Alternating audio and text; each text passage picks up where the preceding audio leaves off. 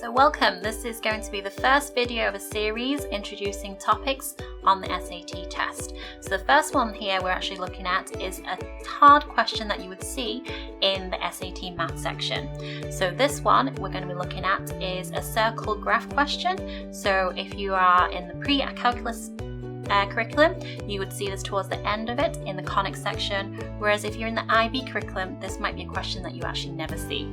Okay, so have a look at this question here. It says the graph of x squared minus 4x plus y squared plus 6y minus 24 equals to 0 in the xy plane is a circle. What is the radius of the circle?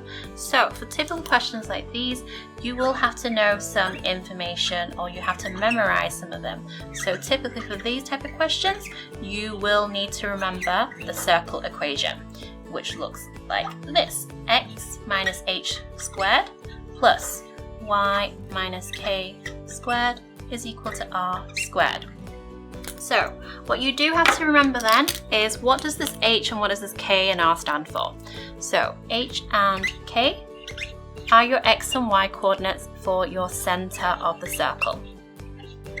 And then r, as you would know from all the circle questions you've done, is the radius. And as you can see from the question, it's asking for the radius, so this is actually really important for us here in this question. So going back to the question then, which says x squared minus 4x plus y squared plus 6y minus 24 equals 0. So when you see a question like this, you can see it's not in your typical circle equation form here. So what you may want to do first is rearrange it so it looks a little bit like it, and then what you have to recognize is it still doesn't have these brackets, so we need to do something called completing the square here. So the first thing I want to do is rearrange. So if your x and y's are not grouped together, you might need to do that to make it a little bit easier for yourself. And also this question, there's a minus 24 here, which is not relevant, so I need to move it to the other side. So here we have x squared minus 4x plus y squared plus 6y is equal to 24. So as I said, it still doesn't look like the circle equation form, so you need to do completing the square. So what I'm going to do is I'll show you the steps, because it's probably been a while since some of you have done this and you may need a gentle reminder. So I'm going to focus on the x's first. So x squared minus 4x. I'm going to complete the square for this. So remember, the general formula for your quadratics is ax squared plus bx plus c. And so what you need to do is also identify the coefficients for your x's and recognize if there's a c value as well. So in this case, our coefficient for x squared, so a is going to be 1. Our coefficient for b, for x, b is going to be minus 4. And then our c, as you can see, there is no constant, so it's going to be 0. Okay. So the first step that I need to go through is finding this h value. So how do I find this h value here? So when you complete the square, you take it from the b and you half that. So h is actually half of b. And in this case, it's going to be minus 4 divided by 2, so it's minus 2.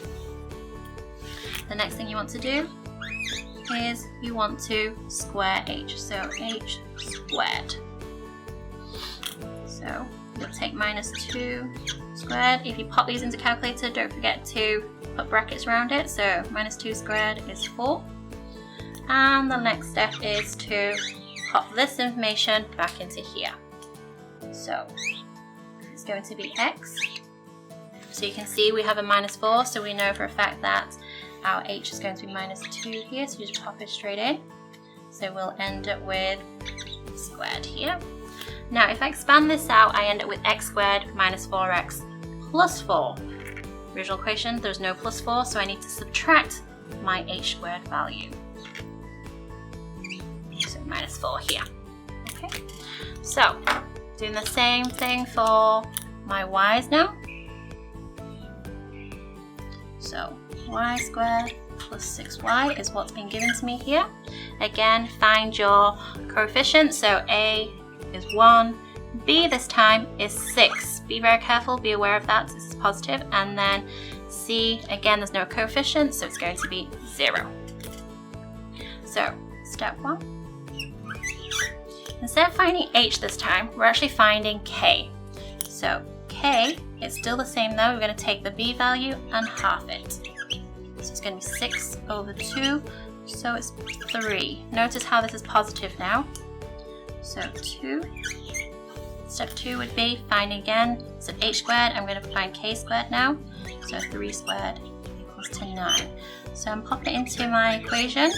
Notice how I said this was different. This was originally negative, this is positive. So actually what's going to happen, instead of minusing k, we're actually plussing 3 here, squared. And then if I expand this out, I get y squared plus 6y plus 9. So again, I don't need that because it's not in the original equation, so I need to subtract that k squared value. So I'm going to subtract 9. Okay. So the last thing you want to do is you're going to merge this all together and pop it back into the original circle equation so you can see it looks like so. We have x minus 2 squared minus 4. And then you're going to add this bit. So we've got y plus 3 squared minus 9 is equal to 24. So we've rearranged it and we know we have 24 on the other side of the equation. So you can see we've got extra constants on this side, so I want to move them and put them on the other side as well. So we end up with x minus 2 squared plus y plus 3 squared is equal to 24 plus 4 and plus 9. And as you can see, the question's asking for the radius of the circle. So it means that this side, which is to do with the center, I don't actually need. I can ignore that. And I just need to focus on this side and simplify this now. So if I simplify this, 24 plus 4 plus 9 will give me an answer of 37. Don't forget though, according to our equation, r squared is 37, but I'm not looking for r squared, I'm just looking for the radius. So don't forget your last step is to square root 37, which then tells me it's going to be answer C. Okay. So here is a typical SAT question on circles that you may see.